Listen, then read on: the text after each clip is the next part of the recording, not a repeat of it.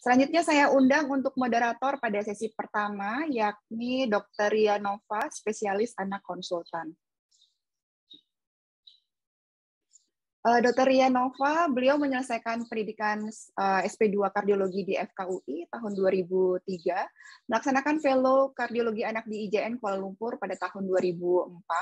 Kemudian saat ini beliau menjabat sebagai Kasubag Kardiologi Anak dan sebagai Ketua KSM Ilmu Kesehatan Anak di RSMH Palembang, serta anggota Subkomite Kredensial RSMH Palembang. Baik, saya persilakan untuk Dr. Ria memandu untuk sesi yang pertama. Assalamualaikum warahmatullahi wabarakatuh. Selamat pagi, salam sejahtera untuk kita semua. Yang saya hormati para guru besar, para senior, dan teman sejawat dokter sekalian. Selamat datang di seminar online UKK Kardiologi Ikatan Dokter Anak Indonesia. Terima kasih atas kehadiran rekan-rekan dokter dari seluruh Indonesia pada pagi ini.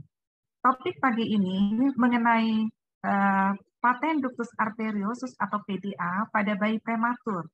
Topik ini merupakan suatu topik yang menarik, yang banyak kita jumpai dalam praktek kita sehari-hari sebagai dokter spesialis anak.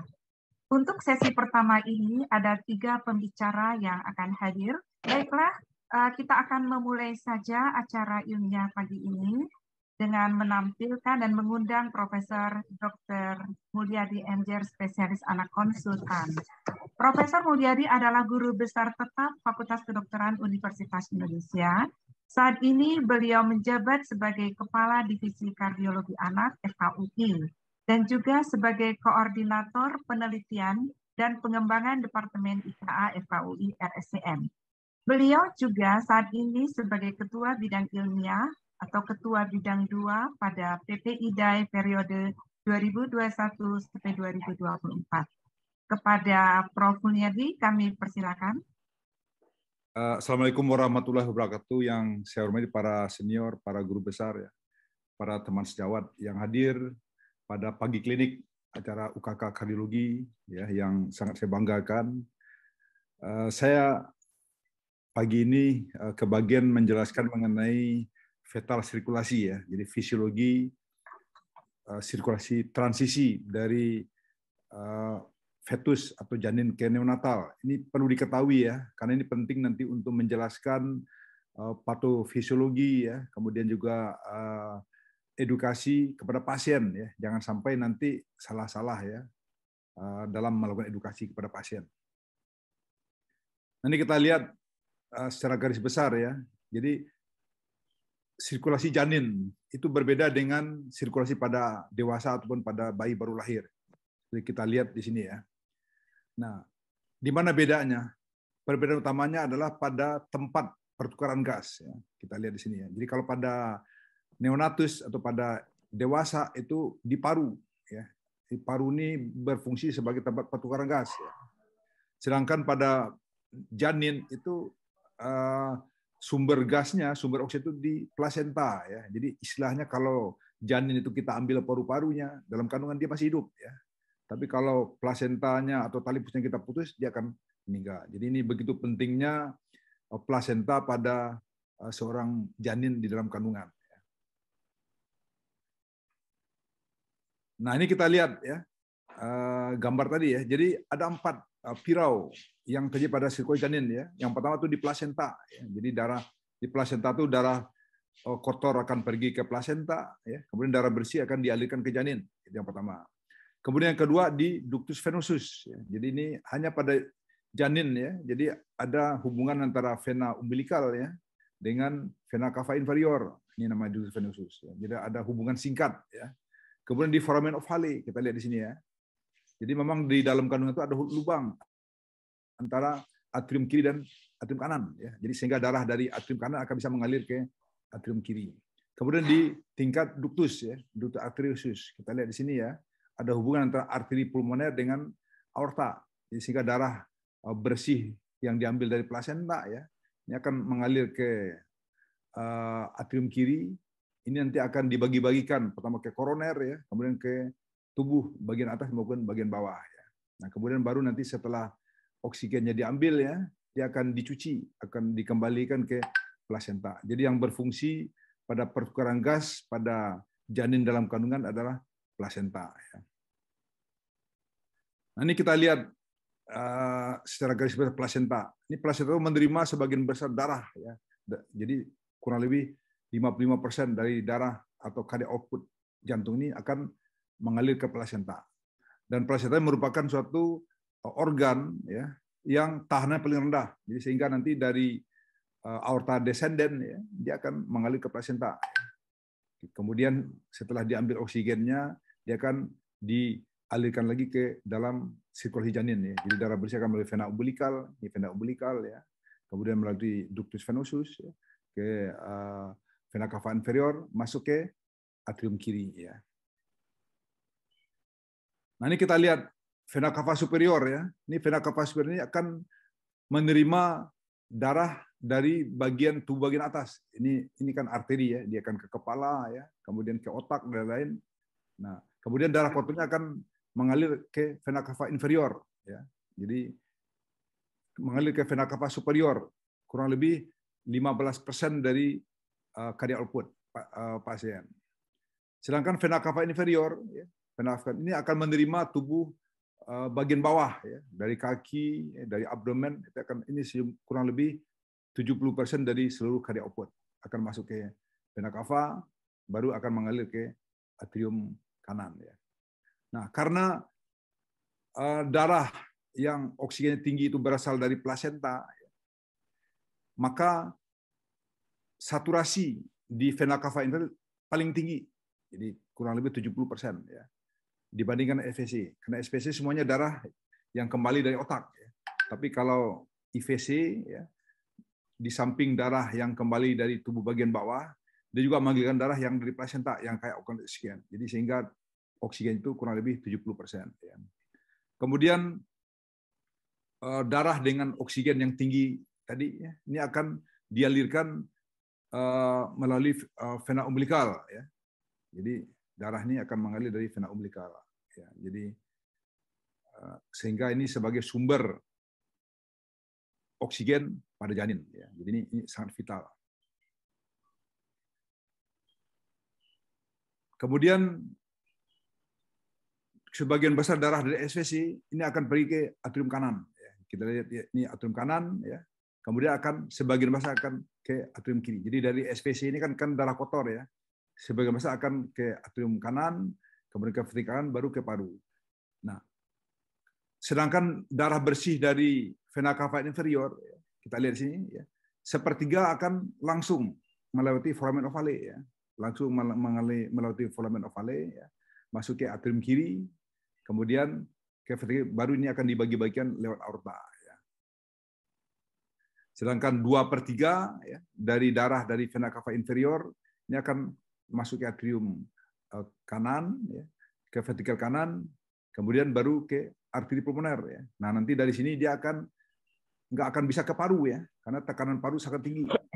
Jadi paru itu nggak dilewati darah selama dalam kandungan. Dia akan menyeberang lewat ductus arteriosus ya, ke aorta, baru nanti akan dibagikan ke seluruh badan. Jadi ini namanya nggak ada P-nya ya, hanya D aja. Jadi ductus arteriosus ya. Jadi darah ductus ini kalau pada janin mengalirkan darah dari paru ke aorta ya. Tapi kalau setelah lahir ada PDA, terbalik. Jadi dia mengalirkan darah dari aorta ke paru. Karena dalam kandungan tekanan di paru lebih tinggi daripada di aorta ya. Tapi begitu lahir tekanan di aorta lebih tinggi dari paru, sehingga alirannya akan berubah ya. Nah, kemudian kita lihat di sini ya. Jadi akibatnya ini ya, otak ya, dan arteri koroner ini akan mendapat oksigen yang tinggi ya. Jadi karena ada darah dari sini ke atrium kiri, ke ventrikel kiri, aorta, kemudian koroner kan keluar dari cabang aorta yang pertama ya, dan juga otak ini akan mendapat darah bersih. Nah, ini penting nanti untuk pertumbuhan otak janin dan juga untuk kinerja jantung selama dalam kandungan. Jadi dia yang mendapat darah paling tinggi. Nah, kemudian kita lihat darah dengan oksigenasi yang rendah ya, dari arteri pulmoner ya, ini mengalirnya bukan ke paru ya, karena paru ini nggak bisa dialiri darah ya, karena tekanan sangat tinggi. Dia akan mengalir ke aorta melalui PDA. Jadi sehingga ini PDA ini sangat vital dalam kandungan ya. Kalau PDA-nya menutup, misalnya ada ibu-ibu yang minum obat ibuprofen waktu hamil, ya, bayinya bisa meninggal ya, karena dia akan menyebabkan PDA menutup. Ya. Jadi dia akan menyeberang atau membypass ya ke aorta. Ya. Jadi darah dari PA ya, bukan ke paru, ya. Karena paru ini nggak bisa dilewati darah. Nah ini nanti akan terjadi pada PPHN, nanti akan kita lihat ya. Nah apa yang terjadi setelah lahir? Nah setelah lahir ya, setelah lahir kita lihat ya tali pusatnya dipotong, jadi putus hubungan antara ibu dan anak ya. Nah mulai di sini parunya akan bekerja ya. Nah biasanya dokter membuat tahanannya paru turun dengan bayinya menangis. Jadi bayinya dibikin menangis ya, sehingga tahanan parunya turun ya. Nah, darah dari arteri pulmoner yang tadinya nyebrang ke sini dia akan ke paru ya. Ke paru.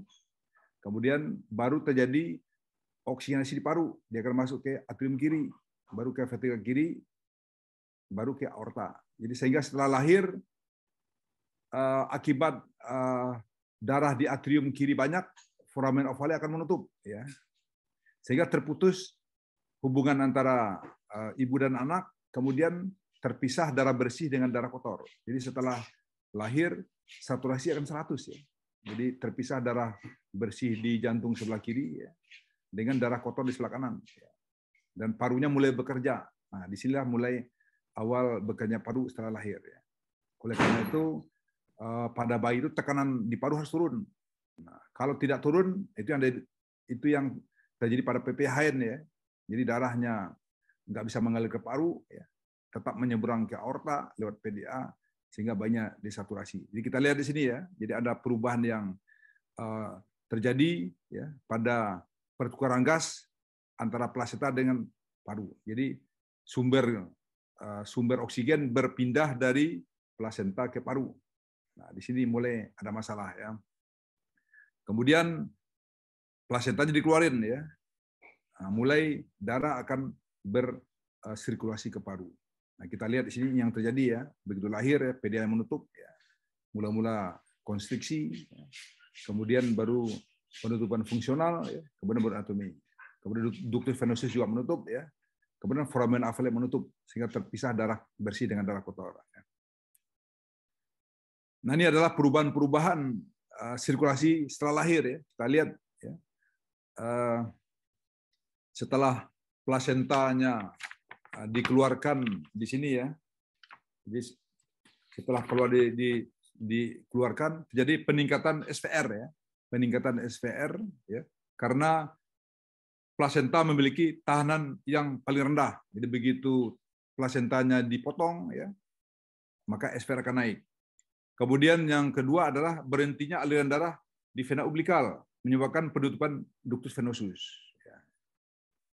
Kemudian yang ketiga adalah penurunan kadar prostaglandin, karena prostaglandin dibuat di plasenta ya, yang diproduksi oleh plasenta dan meningkatkan patensi ductus arteriosus dalam rahim. Ya, jadi di sini ya. Kemudian akibat tahanan di paru menurun ya, akibat pengembangan paru ya, jadi penurunan pada tahanan paru ya, sehingga ada peningkatan darah ke paru dan penurunan tekanan di PA. Kemudian penutupan fungsional foramen ovale sebagai akibat dari peningkatan tekanan di LA, karena darahnya masuk ke LA ya, penutupan fungsional dari foramen ovale. Kemudian terjadi penutupan PDA sebagai akibat dari peningkatan saturasi oksigen aktif. Nah, ini adalah faktor-faktor yang berpengaruh setelah terjadi atau setelah lahir. Nah, ini kita lihat ya, pada gambar ini perubahan ya pada sirkulasi setelah lahir. Kita lihat ada perubahan tekanan di arteri pulmoner ya di sini. Ya. Kemudian aliran darah ke paru dan tahanan. Kita lihat di sini ya. Ini waktu lahir ya. Ini 7 minggu sebelum lahir, 7 minggu setelah lahir ya. Jadi kita lihat 7 minggu sebelum lahir ya, tahanan paru sangat tinggi ya, sehingga darah nggak mengalir ke paru. Ini darah ya, nggak ada yang mengalir ke paru ya, karena tekanan tinggi. Kemudian menjelang lahir dia turun, ya, menjelang lahir turun ya. Waktu lahir turun, tapi masih tinggi ya. Nah, baru dia turun ke tahanan yang paling rendah itu pada usia 2 bulan atau 7 minggu.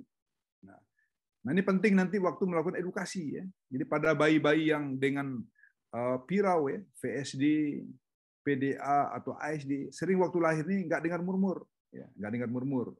Nah, makanya buat teman-teman yang menolong bayi atau bayi baru lahir, jangan cepat-cepat mengatakan normal kepada orang tua ya, karena nggak dengar murmur ya. Kenapa? Karena pada saat lahir tahanan paru masih tinggi, sehingga nggak ada beda tekanan antara jantung kiri dan kanan, sehingga nggak dengar murmur. Karena murmur itu timbul karena turbulen ya.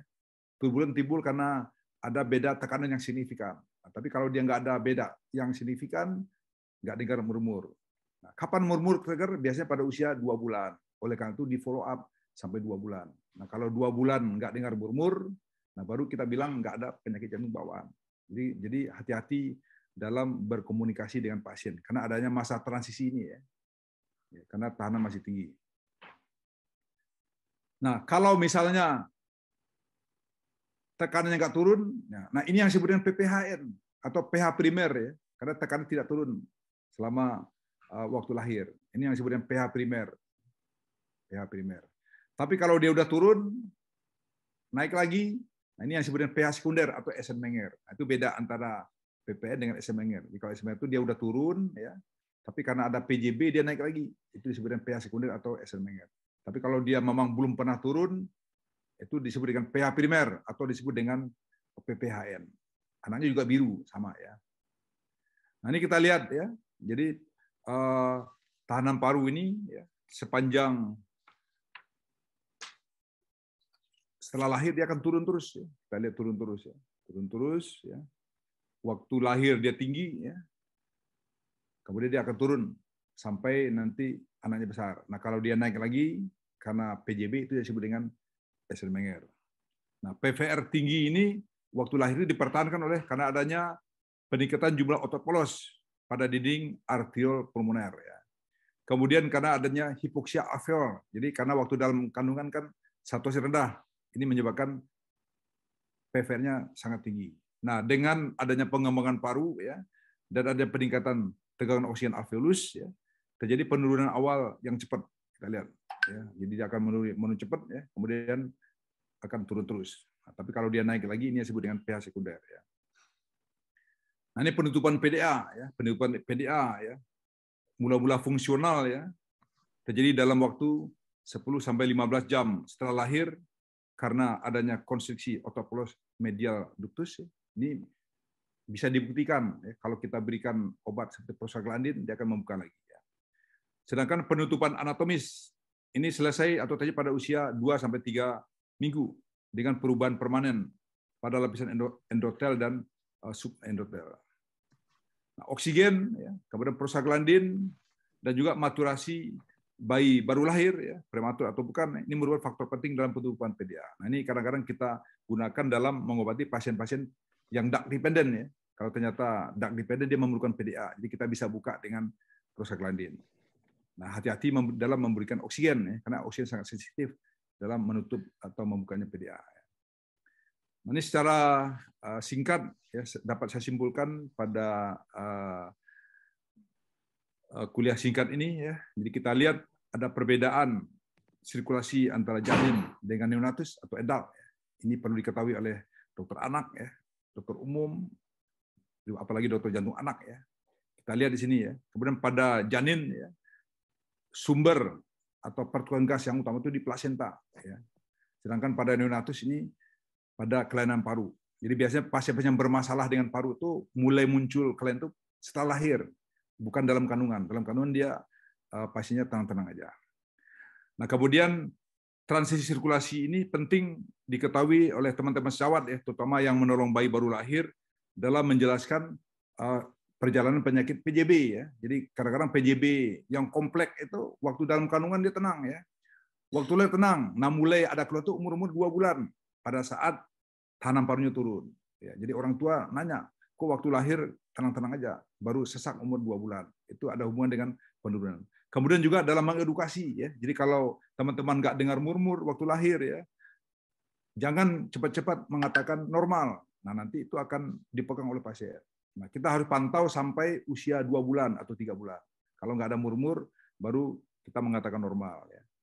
Karena pada saat lahir itu sering, misal pasien dengan pirau ya, karena tahanan parunya masih tinggi, ya, nggak dengar murmur, karena nggak ada beda tahanan antara jantung kiri dan kanan. Nah, kita harus pantau sampai umurnya 2 bulan, baru kita bisa mengatakan tidak ada kelainan jantung.